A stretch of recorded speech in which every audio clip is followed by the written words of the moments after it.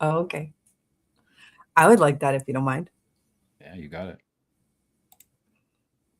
We Okay. need to figure out how to put it all in storage. So the way that the website is, the transcription, outline, all that stuff is going to be added to the posts. So when you go to the post, you can go and look at it and read the front end side of things. But if you want the extra data, like the transcript and the outline, because those are going to be very comprehensive, that will be something that you can just click, download, and then bring it over to your LLMs. Hmm. Yeah. Actually think that we're going to have an era of time where websites, if they do not have that content, AI will not look at it. So you'll be invisible, similar to there was a period of time in the late 90s where, or I should say, rather, that was more early 2000s, where if you didn't have a Google account listing, like a business listing for Google, you were invisible to people doing search. Hmm. And then you had to go into search engine optimization to mitigate that. So I think there's going to be a period of time where if you do not have LLM friendly content on your website, you'll never be seen Right. because people aren't going to be going to browsers. I would say by the end of next year, very few people will access the internet with browsers. Wow. Yeah. Did you see my message about 20 minutes ago to you? Oh, no, I did not. I've been So head on LinkedIn this morning, there was an ad from North Star Staffing for a prompt evaluator. down. Wow. Yep.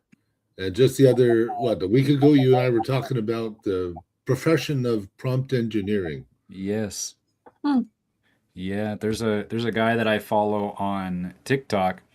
He's been prompt engineering for about a year now, and he makes $20,000 a year, working about 3 hours, 4 hours a week, simply because all he does is evaluate and re-engineer prompts for big companies. But Cool. it's gonna be interesting because I think that's gonna be a bubble too. Yep. Because eventually what's going to happen is that you will have your own LLM on your device, and it will be your little operating system. You just talk to it and it'll do the digital things that need to be done that normally take you to push the buttons. Looking at the internet, it'll be a browser, but you won't be interacting with it. You'll just be viewing it. It'll just appear before you as you need it. So if he's working 3 hours a week, that's about $120 an hour. Yeah. Oh, Cool. no, that'll be like 1,200 an hour. If because he's making like $20,000 a month. You said a year. I said a year, I meant a month. Oh, Yeah. wow. Yeah. Okay. Well, Yeah. that's totally different. Yeah, Wow. yeah. Totally different. Yeah, yeah. Oh yeah. It's quite something. Me, I don't know if I want to get into it. Like it's going to be a short-lived thing. Your LLM, the best LLM is going to be the one you build. It's going to be the one that you've trained. It's going to be the one that you host. If let's take into consideration what happened in the last couple of weeks. The movement started beginning of January. Someone, his name was Steinberger. He built a plugin for Claude, and he called it Claude Bot, but it wasn't or Clawbot, not Claude Bot, but Claw with CLAW. At the end of January, he was sued by Anthropic for making his product sound too similar to Claude. He responded by simply creating another one called OpenClaw, which was OpenCLAW. This program, this plugin that he created, was something that you could install on any LLM. You just give it the infrastructure. You can go and you can download it right now on GitHub. And that infrastructure would allow models to do pretty much anything you need. You want to write an email for yourself. You want to, browse the internet for yourself, but without having to push the buttons. It was like an all-in-one tool. And he loved it because he built it for himself. But then what happened was that other people were all excited about the fact that this app, could do whatever anybody ever wanted. All you had to do is type what you wanted, and then it would go and do the work. And people were building apps, and people were building games, and people were building all kinds of custom solutions for them on their computer. Well, this week, at the beginning of the week, OpenAI bought the license for that software. Even though it's open source, they bought it. They basically bought him out, saying, we want that technology for ourselves. And so they bought it. And it was, I don't remember what the amount was. It doesn't really matter. He then, stopped developing the program. But here's what happened when people were starting to use it. They plugged it into their LLM, and they were all excited because of how much it could do.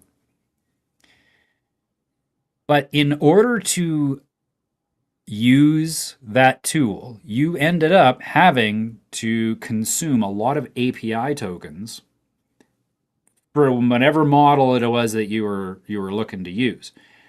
But it was just so happened to be that really the only models that made it work were Claude, OpenAI, like ChatGPT, especially the coding program, like the coding LLMs. But the volume of API requests required $200 a month to be able to maintain it. You want to automate your entire life, it's going to cost you $200 a month, and pay it up. So what happened was, of course, people that have similar values to us, they recognized within a very short period of time that was a very underhanded marketing scheme. And it didn't take long for people to figure out, oh, this guy is a developer for AI. And so he went out and built a little tiny software that made it where it incentivized people to go and spend astronomical amounts of money to the big companies. Because it didn't work if you had built your own. It only worked if you could plug it into Anthropic's API or OpenAI's API or Google's API. You couldn't use it for just anything. And so it became very evident that it was a very underhanded marketing tactic. And although still the raves, like the people raving mad about it, how amazing this thing is, we're pretty certain that it'll be just like, a fly-by-night, maybe a couple more weeks of life left to it before everybody just drops it, because nobody of the normal day-to-day users are ever going to put $200 a month to have their computer do all that work, because nobody has that kind of budget. The only people that do are the high-end developers, but those high-end developers recognize that the use of those API tokens is terrible. Like, it's not efficient at all. And the reason it's not efficient is because it's not meant for developers who have an infrastructure in place already. It's only meant to get the people who don't have an infrastructure to give commands, and it'll be 4 hours, and then you come back and the thing is done. But those 4 hours just consumed $30. I think we're going to see a huge drop because these tools are going to pop up, and people are going to go crazy. about them, think that that's going to solve all their problems. Oh, yay, now I don't have to do my homework anymore, or whatever they feel like they don't need to do. They're going to be sold on the idea that these machines can do it all, and then they're going to realize, oh, wait a second, I have to pay. And that is going to further taint the industry. But additionally, it'll drop prices even further. And if those prices drop to the point where, like the one guy that I follow, he's a software, 30 years in software development. And now all he really does is coach people on how to use AI to manage their own agencies. And his thing is he believes that we're going to see things drop down to pennies for 1 million tokens. Right now, the cheapest model is about $5 for 1 million tokens. And he thinks it's going to drop down to pennies. There was another gentleman who built a website. You know, he had his infrastructure. He had his machines already trained up. So it wasn't like he, grabbed one of these expensive plugins that just racked up API tokens. He had an existing infrastructure, but he built an entire website for 3.5 cents. That is going to continue to occur, especially as people build their own. I had a conversation on Sunday where there was a group of journalists that got together, and it's a wonderful mastermind. I'm now looking forward to that every Sunday. But one of the gentlemen was asking me, well, which model did you use to do this? And I was like, well, frankly, I don't remember, because I'm building my own.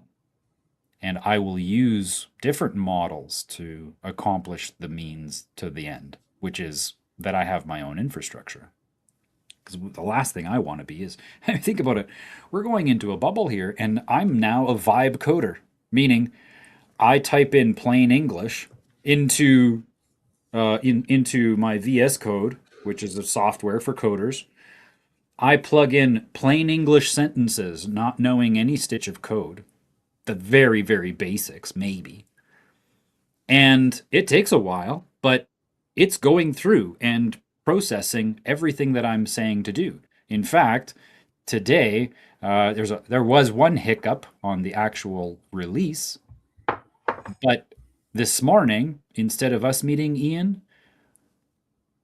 I started up on the next version of WhatsUp Canada, because what I had before was still very much close to my infrastructure, where I have them called masterminds and posts and private consults. Well, his post structure is very different. He's a journalist. He wants everything visible on public. So he doesn't need the gate walls and so on and so forth that I have installed on mine. So I made some adjustments to the entire plan, and I redeployed WhatsUp Canada this morning. And, I sat there and watched and made sure that I'm learning what it's doing so that I have a comprehension. And it took about 2 hours. But I went from nothing to now ready to test within 2 hours a brand new infrastructure for WhatsUp Canada. Wow. That is just going to get easier and easier and easier to do, simply because the models are going to get improved, especially the open source models. They're just going to improve and improve and improve. And the second thing is, I'm building this thing on my own laptop.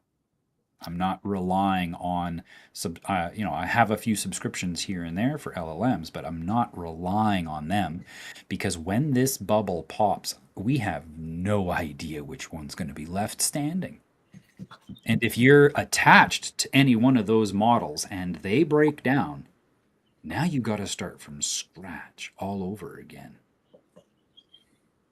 Cool. So, Paul, Yeah. is this just like for me, just the average person, is this just like a context that we're in right now that you're talking about, kind of what's happening in the world of apps and what's next and all that kind of jazz?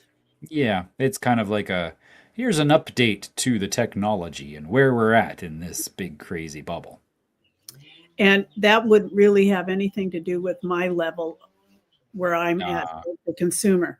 Okay, but it's just to know, that this is happening. Okay, I just wanted to make Yeah. sure I didn't need to be alert to anything. Good to see you, Ian and Audrey. I haven't seen you guys for a while. Yeah. It I've been- looks like it's chilly where you are. You're all bundled up. Yes, it's very cold. Well, it's Yeah. very cold for us, 40s and 50s. Now I think it's warmed up to 50. What is it today, Ian? Minus 21 Yeah. Well, that's centigrade, right? Celsius. Yeah. Celsius, I mean. Yeah. Yeah. Yes, it is chilly. It is chilly here. And you know what? There's a lot of cold snaps happening all over North America. I wonder if it's, it goes back to the climate modification technologies, right? I'm starting to wonder now if it's like climate modification technologies, there was a treaty that was signed between Canada and the US in the 70s. I can't remember exactly what year it was, but the treaty was written in the 70s where they agreed that they would share each other's data on weather modification technologies. And I'm wondering if by this time there are unintended consequences to all of the manipulation that they've been doing to the environment. I think that they have the capacity of influencing it, but I think that the more they do that, there are unintended consequences to those efforts. What do you guys think? Yeah, minus 21 is in Celsius is minus 5.8 Fahrenheit. Okay. Yep. Wow. Well, I want to go back to what you were just wrapping up a little bit ago and just say that this is kind of an indication of where things are going to go, that this kind of like change, this rapid change, we've got to be able to like move on a dime kind of thing, because everything could change and we don't know what's going to change in an instant. Is that that's kind of what I'm getting from it in a sense. It's like, watch. Yeah. And really good point. What attitude or what kind of context are we going to put all this in? Don't really get your feet too solid in any one place. What kind of approach in the sense of allowing for something, and where can we put our feet? So that would be, I guess that's why I come here in a sense, is where can I at least, test the waters, put my big toe in or something, Yeah. Yeah. Well, we have to, I would suggest that people really associate this age with a whole new internet age. Because we are not going to be interacting with computers in the same way that we have been trained. But as a result of the way that we have been trained, one of the mentalities or the paradigms that we have really revolves around the username and password world, that Web 2.0 infrastructure, where we are passing up the responsibility of data to a centralized service. And that has been extending since the late 90s. Mm-hmm. As that mentality is harbored and practiced, what's occurred is that people become reliant on these behemoth companies providing data services. I mean, think about it. You get a phone, you have to create an Apple ID. You can't use an iPhone without an Apple ID. If you wanted to, use that. Wait. Well, I just want to like Apple ID. I'm just like seeing, what is that when you go down the tunnel of what? I never really thought about it other than, what's it's like an Apple password or something. But really, there's an Apple identity. When we talk about personal identities, then this thing is being created. I feel that when you know, or I sensed that when you talked about it, and it's like that deeper and deeper kind of dive into this, I don't know, computer password, kind of like what's going to change with that, and how much we'll become more attached and more reliant on that identity to navigate through the world. I'm just seeing that open up, and I didn't see that before. And maybe there's something that's part of what that kind of opening of the door to the Apple ID, and you step into the world of that identity and what that opens up, and access to what, and how that's going to change. You said the world of password, and, you know, giving it to big conglomerations, you know, like Apple. Yep. It's going to be a big mindset shift for a lot of people. They aren't going to be able to handle it. And I think that the powers that be, they know that. And they also know how much of a dependency humanity has on the internet now, that it will be very easy for them to all become dependent on, 5 or 6 different AI models. Mm-hmm. And that's what's going to be used to build that whole infrastructure for the new internet. But I've been saying for a few years now that we're going to have 2 parallel worlds. They're going to be running alongside each other. And we're going to need to have that agility that you were talking about, Maureen, because otherwise we're not going to have relationships with anybody else. What about Quartal? Is Quartal going in the direction, in the sense of creating their own kind of world they want to live in, kind of attitude? And who besides Quartal? Is Quartal the only one that's doing that in the sense, well, in the whole, taking that world of, identity? Hold on, let my mind just rest for a minute. That whole digital world, and making it, allowing us to have our feet in that digital world in a sovereign kind of way. There are others doing it. I would say maybe not to the same scale.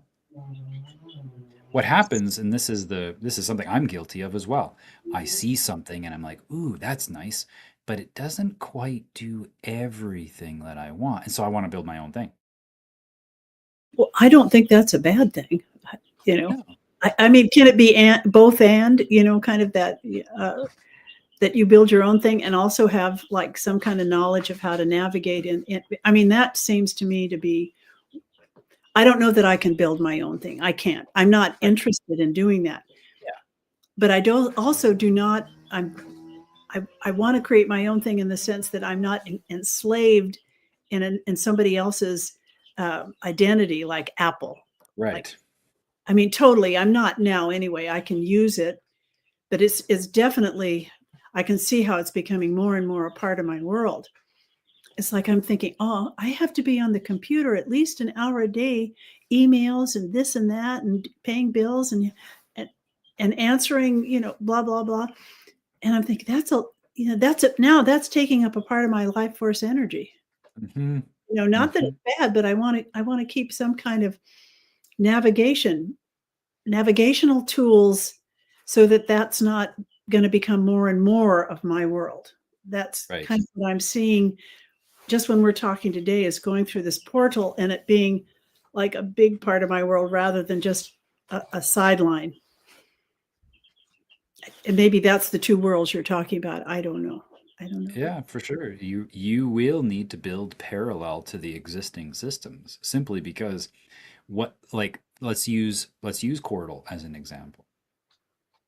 It is robust. It allows people to practice that sovereignty over their data. However, you can't share your data on Quartal with people who aren't a part of Quartal. Right? So there's a lockdown almost to the whole system. And that doesn't make it bad. But most, like for myself, I recognize that, let's say Dragon Riders, for example, or Next Gen Merchants. Very few people use Quartal like the way Corey does. Corey actually has a node installed on his computer. He's mining the Quartal coin. And he's loving it. But he's also only able to interact with digitally with other people who are part of that ecosystem. My intention with what it is that I build is that it's still interoperable. That's what we need. We need interoperability. And I know Ian and I have chatted about this at great length, and I shy away from systems that are not working towards interoperability because I don't want to have. It's the same thing with this, this whole the OpenClaw thing. You got that little plugin, but you still were reliant on at least one of the 5 different API program, like one of the 5 main legacy, what they call frontier models, they're called in LLMs, right? You have to use Anthropic, or you have to use OpenAI, or you have to use Gemini. And if you're not using any of them, then this wonderful device will not work. Well, then you're locking yourself into one little ecosystem, and you're not interoperable. When we build these things on our own, we automatically become more interoperable. That seems to be like a big need. And is it being addressed? I mean, other than individually, is it being addressed by Quartal or anyone else? Or that seems to be really important, Paul, that there be this I mean, just like words come to mind like cancer, incestuous, that kind of thing of this closed system that only feeds itself and it doesn't have or nationalism or whatever, whatever the other word, where you just have this closed system and there's no reaching out and no global unity kind of thing involved. Or even if it is a system that we don't particularly want to we don't want to be captured by, because they're captured in their own way as well. Yeah. An exit strategy is always important. Like, how do I get out of this? How do I, anyway, how do I transition? How do we transition from one thing to the other? Do we have lateral movement, or are we siloed into one solution? Yes. Is that a concern, or am I just kind of like Don Quixote over here? Yeah, I think that's exactly how people need to be looking at this, because if they don't, they will be siloed.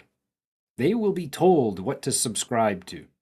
Like, already, look at what happened at the last Davos there a couple weeks ago. It was, I can't remember who it was. There was some CEO of one of these, big national globalist corporations. He said that Anthropic had the best model for professionals. Well, then what happened? Everybody that heard that was a professional went and signed up. Yeah, look at that, $24 a month. Yeah, I got a more professional one than using OpenAI's ChatGPT, because ChatGPT, that one's still not a bad model, but it's not for professionals. It's for the most basic run-of-the-mill type content, which we call brain rot. Whereas Claude seems to steer away from that a little bit more. Perplexity is now being used more so by lawyers, simply because of the research capabilities. Well, there's nothing wrong with that, except that people are already, their mentality is getting siloed, right? We need to remember that the internet was simply like, imagine the internet is just a great big field, like just a massive domain, even I would say a frontier, like a whole new frontier is what the internet provided. But then as time went on, we started centralizing the internet with ISPs. Now we got Shaw up here in Canada, TELUS down in the States. You got, I'm not sure, familiar with all of the different providers. But like Dish Network, that's another provider that's centralizing the distribution of the data.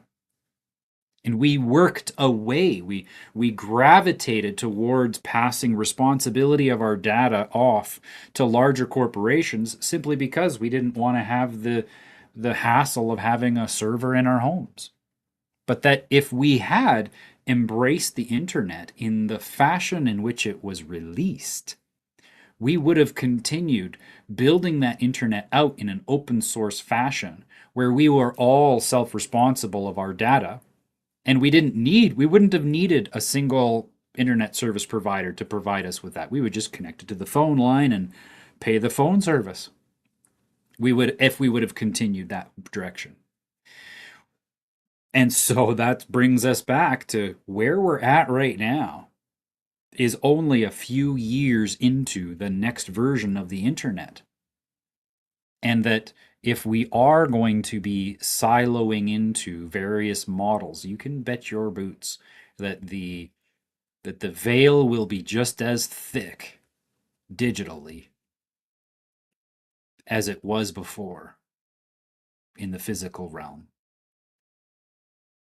Because people gravitate towards that. It's easier. It's easier for someone else to take responsibility of those things, not realizing that as soon as you do that, you're passing up governance. And if you're passing up the governance, then when you get restrictions, it's I don't know, I don't want to say you ought not complain, but at the same time, you brought it upon yourself. You passed the responsibility off to someone else. Well, I don't like saying this, but I can only take so much responsibility. Yeah. But then how would somebody like me that can't take that kind of responsibility? I would go with somebody that I trust, kind of like a republic kind of thing. Like, where then you go with somebody that knows how that you trust. Yeah. To make the right decision. We are in the infancy stage still. Yeah. So it's okay that you can't implement this right away. Recognize that there are people building. It's kind of like when, especially since 2021, the amount of exchanges that came out to make it easy for people to switch their fiat into blockchain-based currencies. But they didn't really actually get into blockchain. All those were essentially just accounts held by the exchanges. So there was no real practice of blockchain principles in that self-governance, in that sense. But that at the same time, while there was this huge outburst of possibilities for people to get involved with very, very low barriers to entry, at the same time, there was incredible development by the people who are like-minded to us in how do we make this more self-governing. And they built DEXs. The 2021 was that wave where, all of these exchanges were born, but then also these decentralized exchanges were born where people could practice more self-governance in exchanging these currencies. So yes, that's the siloing is occurring, and we're at its infancy. And the people that have been laying that foundation, I look at Cardano as a great example. Now Midnight. We are seeing those innovators keep pace. And in fact, I would say, in many ways, staying ahead of the curve that is being guided by the globalists saying, oh, no, you got to sign up for these things. Otherwise, you won't be able to trade your data back and forth. No, we control how the data is. Look at Canada, Bill C9.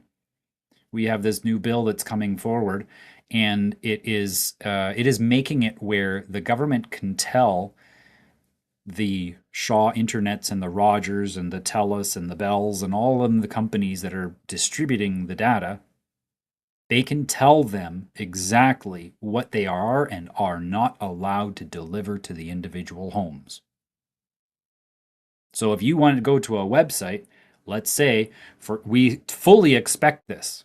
As soon as that bill is passed, we fully expect that what is currently up and running for WhatsUp Canada, that it will simply no longer be visible in Canada. I mean, that's how China has their stuff, right? You go to China, there are sites, global websites that you could you will never be able to see in China simply because they control the internet service providers.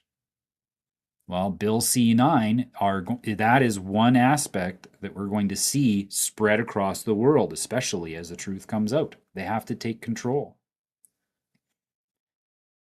When we are in that parallel world, we will be less influenced. I will be impacted by those things. Just like me, the tax code has no impact on me.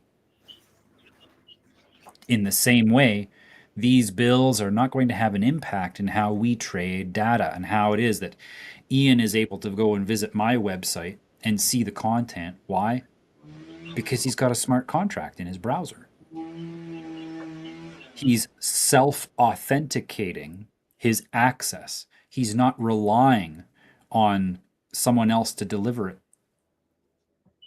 The more we do it, the less impact all of these control mechanisms have over top of how we relate to each other.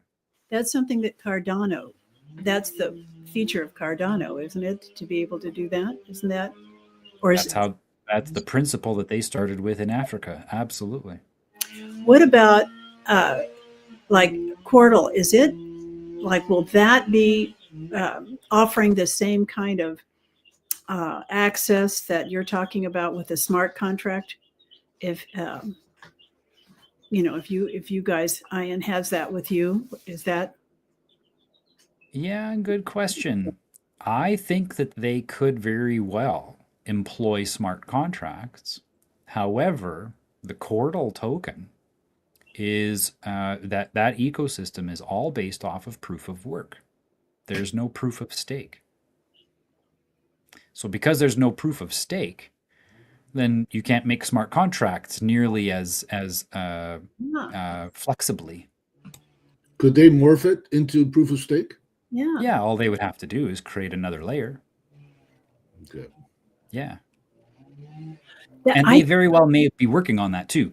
Myself, I haven't been going down that path simply because really to implement it, I'd have to get everybody to be a part of it. Everybody has to be a part of it in order for it to work. Well, now we're just locking ourselves down to another app.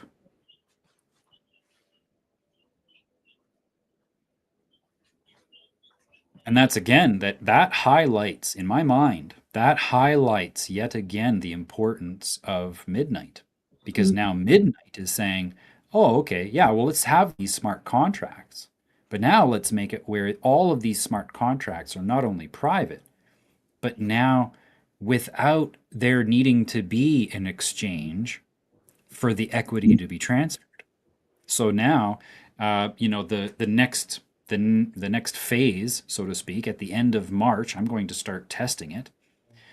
But on my website, instead of telling people, oh, you have to go get one of the Cardano wallets in order to see the content, I'm going to say, oh no, I'm on the whole website's on Midnight. Now you can connect your Ethereum to it. You can connect your Polygon to it. You can connect your Injective token to it. You can connect Cardano to it. You can even pay me in Bitcoin. And the Midnight infrastructure will allow for that interoperability where now I'm not limited to, I'm not siloing myself into one platform. Because now those smart contracts can simply talk to each other.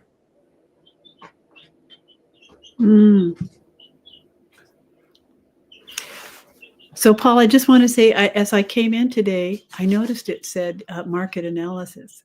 Yeah. Yay. I didn't do any of that, did I? You didn't do any of that? No, I haven't even touched markets analysis yet. No, but I was thinking on the website, when I came in.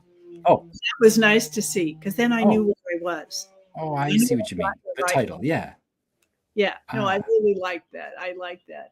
Yeah. Oh boy, I'm in market analysis. Anyway, yeah. But this is, in a sense, market analysis in a broader sense. In a broader sense, yes, totally. Ian, am I saying your name right? Like Ian, like EON? I know it's IAN, right? Ian. Yeah, it's a Scottish version of John. Oh, and so how do you say it correctly? which means Ian. E. You pronounce the I like an E, Ah, like a double E. Mhm. Now go figure, eh? You know, Yeah. it's but like this. has other connotations to it too. It like has it has another spelling that has a whole definition. That There's isn't on. IOIN or IOAN. It's Iowan. That's how you pronounce that. Iowan. And he's a famous actor. Well, I wouldn't say Hmm. famous, but he's an actor. But yeah, Ian is a Scottish version of John, which means favored one. But I'm thinking of EON, which is eons going on forever. Oh, sure. Yeah. Ever and ever and ever. Yeah. I kind of like that name too. It's expansive. I've never seen anybody named Eon. EON. No, That's that way. Ian I haven't. McGill, an amazing thinker. If someone were to name their offspring Eon like that, I think it would be Elon who did it. Because he named his firstborn like some mathematical equation. It was like X something or the other. I can't remember what it was.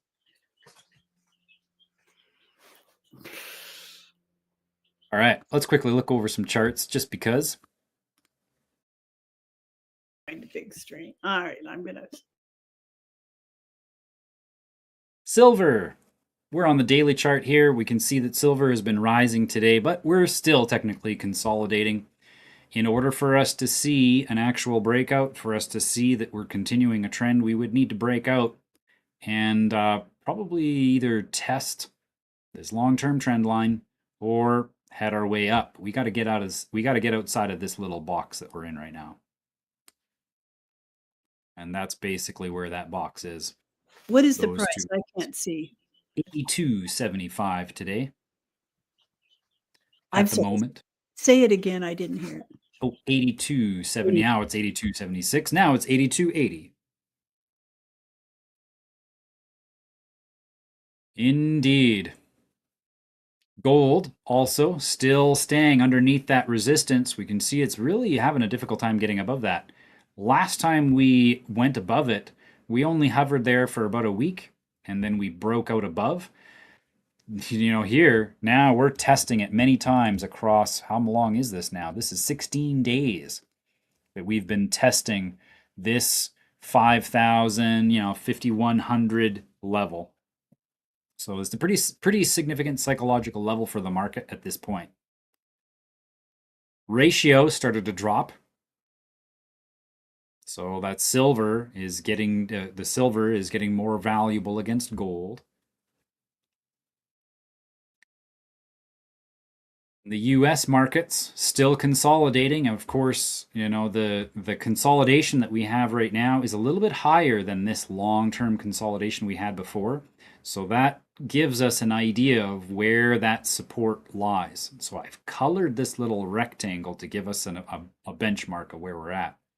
But of course, as this is all occurring, especially with now, you know what? Let's do a quick calculation here because we do have a little bit more of a distance.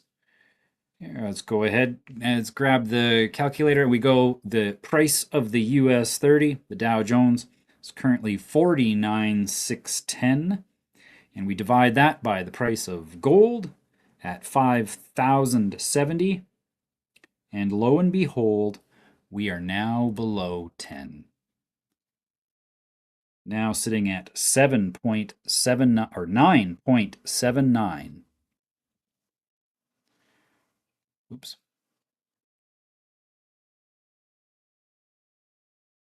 Oops. That is not at all what I wanted to do. Yeah, that is crazy, eh?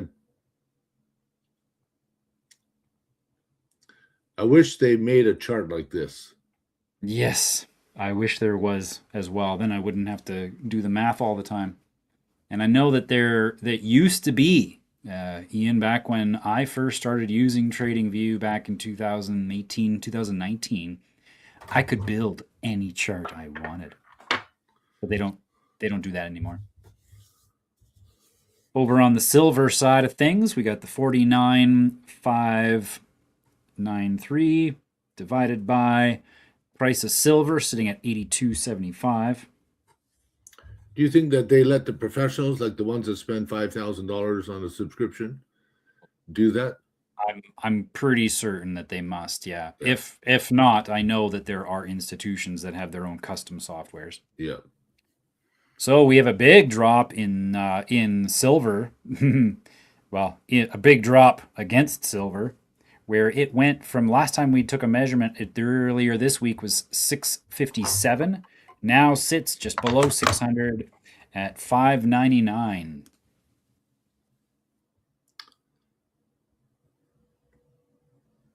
Then, oh, there it is.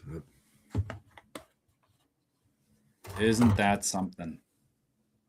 So now we actually officially, let's go 1236 divided by 979.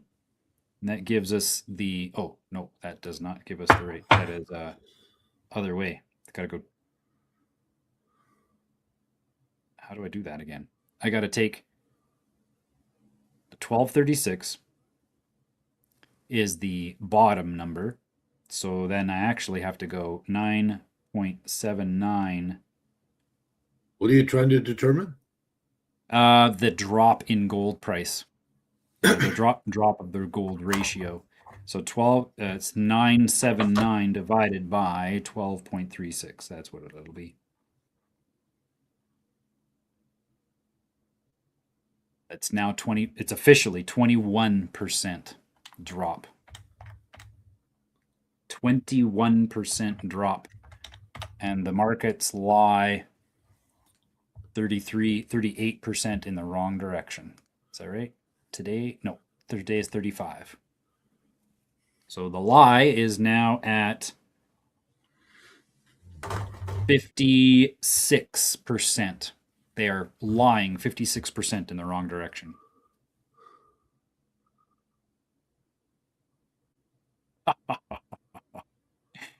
Oh, is it wrong for me to laugh? I know that there are so many people that are going to suffer from this. Boy, I can feel it in my solar plexus, just the anguish. I don't even know. I can't even make sense out of what you're talking about, but there's anguish there. That's what I can tell. Yeah.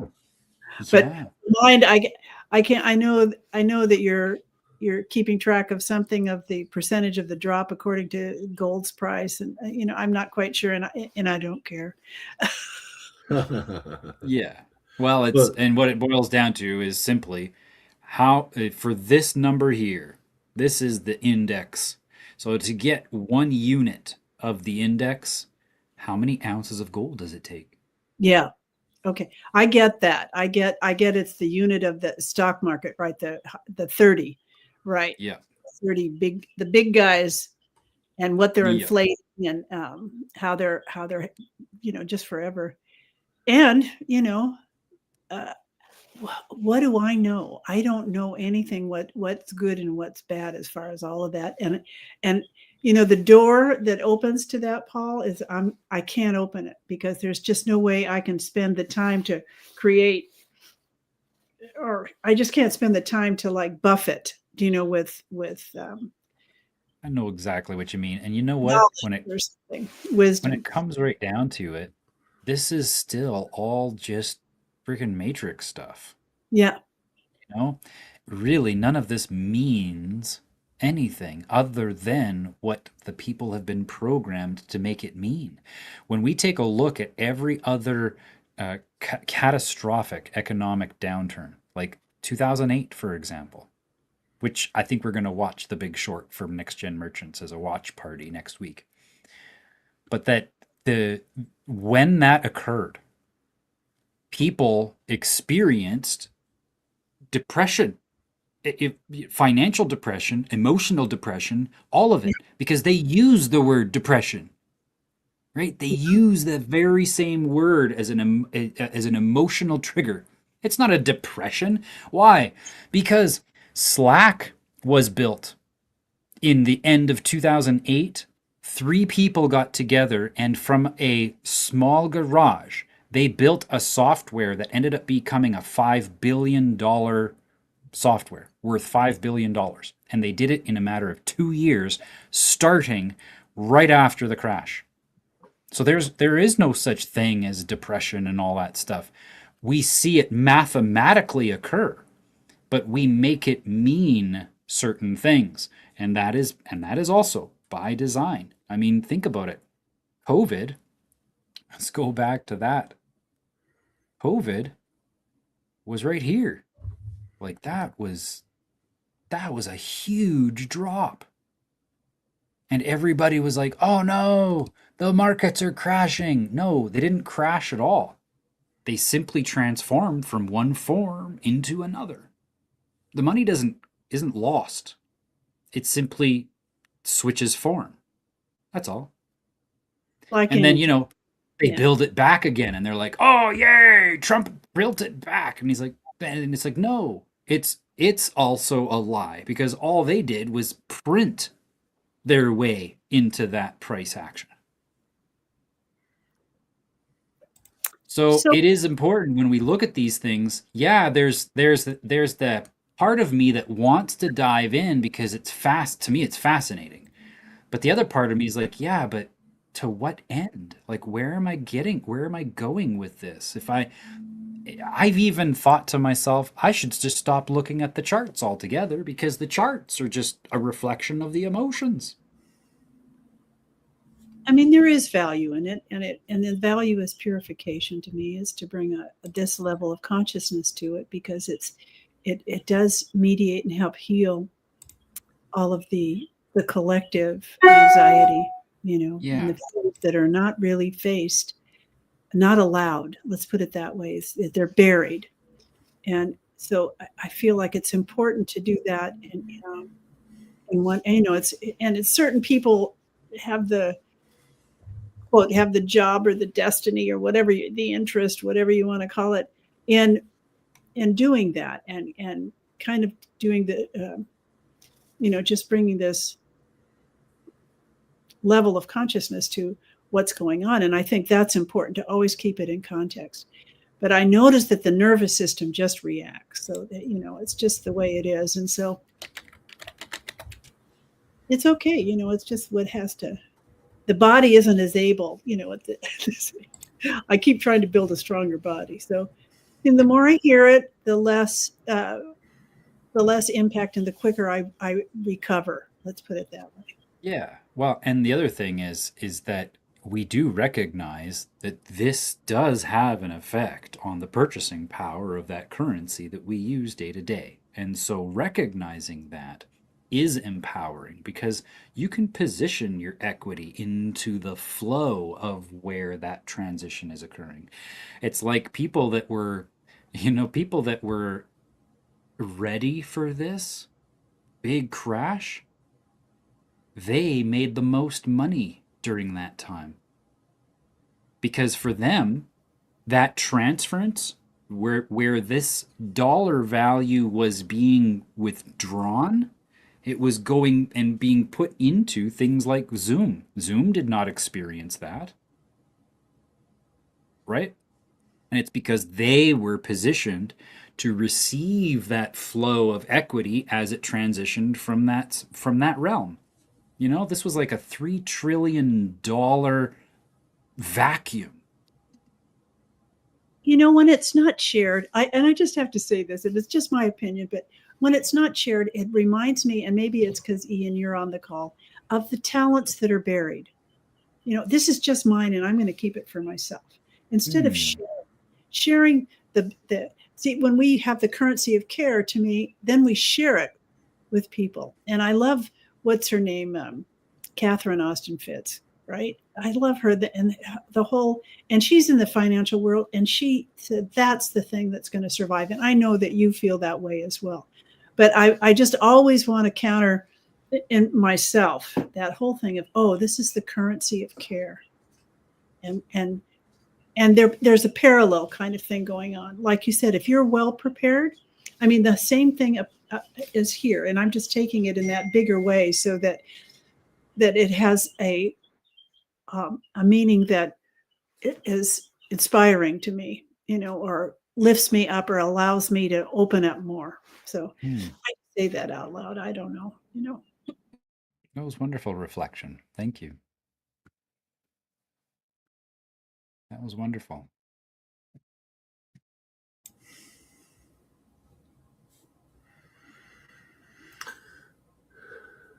I have to run. Okay, I'll still see you at 1. Yep, we will. Awesome. Goodbye. Bye. Good to see you. What happened to Audrey? Anyway, good to Audrey. see you. I haven't Yeah, seen Good you. to see you, Maureen. Yeah, she had a phone call. Yeah. I'm so glad when you're on the call, you bring that whole sense, that care sense, and Paul has it, and it just feels exponential. And thank you for that. Thank you for coming and offering that, just being who you are. And I really appreciate it. You're welcome. Thank you. Bye-bye. Take care. 11:00 something, so. Ian is very special to me. We've been meeting for almost 3 years every single week now. I'm so glad you're a force to be reckoned with, the two of you. Really, I'm not kidding. And a male, the male energy doing that. That's so important as a balance. And I've actually find him to be more grounded than I am in most ways. I agree. I think just because he's older, Paul. Yeah. He's in a different part of his life. Yeah. He has a different function, but you will provide that. Believe me, that Taurus will really come in and be, I was listening to a wonderful YouTube put out by this, for me, it was wonderful. It was put out by the Rudolf Steiners, and they were talking about the epitome of the left brain, or the evolutionary consciousness, the logical consciousness that the Greeks brought. And actually the shift in consciousness happened between what they call indigenous cultures that had picture consciousness. Yep. The right brain. And Ian McGilchrist really goes into this in great detail. And then when the Greeks came, they went into left, and the whole epitome is AI, the use of the mind, the logical mind that has every possibility of fact, and you just have all those facts at your disposal, and the knowledge and all that. And then the music of the spheres being the other beautiful consequence of the left brain. And they say now what we're going through, which I think is I think we probably sense it, or I just never saw it put in this kind of context. Now it's the integration, and we don't know how that's going to integrate the right and the left. Ian McGilchrist talks about going back to the right brain, but you can't ignore the left brain, because there it is, technology. I think they serve us equally, and that we do ourselves a disservice by focusing on one or the other all the time. Yes. And what they were talking about is the great meditators of great wisdom, the corpus callosum was highly activated. And that is, first of all, Ian McGilchrist calls that the filter of the left brain and the right brain. It's the filtering thoughts that go back. So it's like the mediator between the two. So when that's activated, then you know that your two are operating. And then this is like going, okay, well, let's think this. The corpus callosum. But anyway, it was a very beautiful thing to just have something to look at in that time frame of the whole of consciousness of, and the way they framed it. So I really appreciated that. And I have been ill. Well, not ill. Let me put it this way. I've been resting and keeping warm. Oh, good. Yeah. I've been processing. My friend Taylor and her son had influenza A. So it had an impact on me, and I was processing it, and hopefully, I just don't want to get that sick. That would not bode well. It could be an opportunity to leave. That's what I think, but I want to be here. It's just so interesting to live now. Yeah, of course. Oh, What helps you feel more alive? What brings you into that state of, oh yeah, I am filled to the brim? Well, first I noticed that voltage is one that wakes me up to life, the voltage of energy that I have in my body. So if there's a lot of voltage, I'm more available for neural pathway connections, kind of thing. And quantum entanglement, which would to me be another neural pathway of the psychological or spiritual realm, that whole body kind of thing. So Yeah. the quantum entanglement that can come on an unseen level, and then also and it can come, in silence. I mean, obviously. But what this is right now, an interest of mine, and doing this group is a real stretch, I think, for me to move further into the world in this way, like our Maui Dragonfire group, I guess I'll just call it. And I really appreciate that, that you showed up at just the right time for us to move into the world in this new way with integrity and with consciousness, because it's making these choices with consciousness and trying to be as conscious in every aspect of life that I can be. So I guess that's really my main, how do I make it conscious? So that's, and my friend, I had a dear friend. She was a Jungian therapist, and we worked with multiple personalities together. She was the main contact, and I just was a kind of I talked things over with her. She could share things with me, so like a consult. And she chose not to treat cancer. Hold on, let me just see who that is.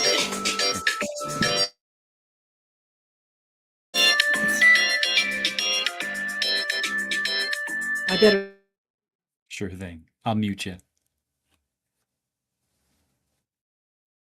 When she was dying of cancer, she wanted to die consciously, and I think that was a beautiful choice. Oop, I better get this. Take care, Paul. Talk to you later. You bet.